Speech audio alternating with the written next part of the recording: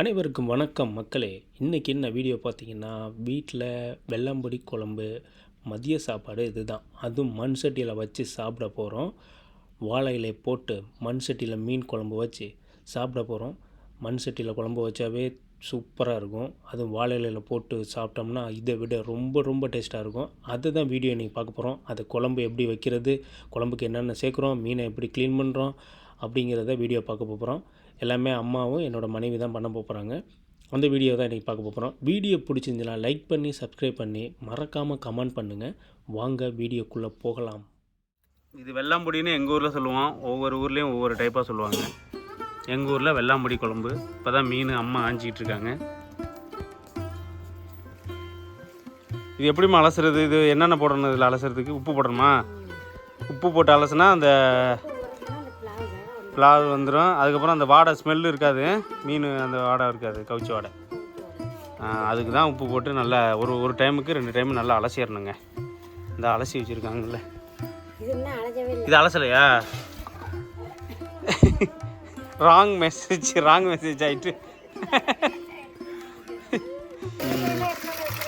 ஆமாம், இந்த உப்பு போட்டு அலசியாச்சு. உப்பு போட்டு உரசி 3 டைம் க்ளீன் பண்ணணும். 3 டைம் க்ளீன் பண்ணால் தான் அந்த கவுச்சி வாடை போவோம். அது வெள்ளாம்பொடின்னு நாங்கள் சொல்லுவோம்.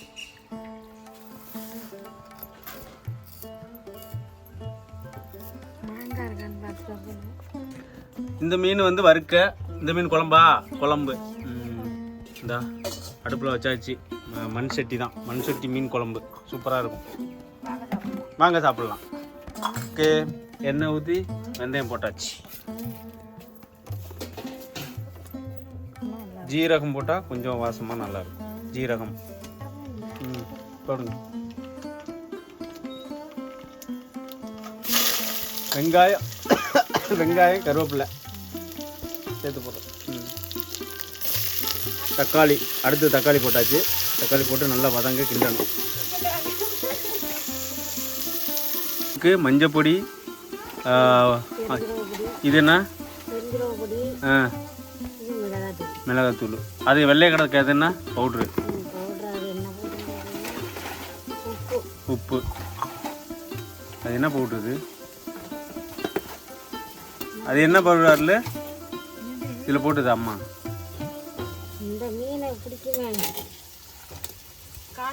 Cornflour powder. கார்ன்ஃப்ளவர், மல்லிப்பொடி, மிளகாப்பொடி, உப்பு எல்லாத்தையும் போட்டு நல்லா. மல்லிப்பொடியா? மிளகாப்பொடி தானே? ஜீரகப்பொடி, உப்பு, கார்ன்ஃப்ளவர் எல்லாம் போட்டு நல்லா பிரட்டி எடுத்துக்கணும். பிரட்டி எடுத்து ஒரு 1 hour வச்சிட்டோம்னா நல்லா, அதுக்கப்புறம் வறுத்தோம்னா நல்லா மறுமருன்னு இருக்கும். புளி, மிளகாத்தூள் 2 குழம்புக்கு கரைச்சி வச்சுருக்கோம். இந்த இங்கே வதக்கிட்டு இருக்கோம். மண் சட்டியில் தான் குழம்பு நல்லாயிருக்கும். அடுத்து உப்பு